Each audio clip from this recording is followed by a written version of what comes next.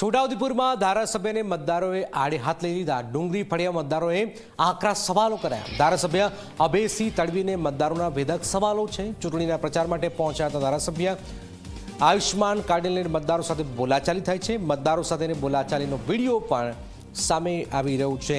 ઘણી જગ્યાઓ પર નેતાઓ પહોંચી નથી શકી રહ્યા, લોકોના વચ્ચે કામ નથી થઈ રહ્યા, એટલે પ્રજા બોલી રહી છે।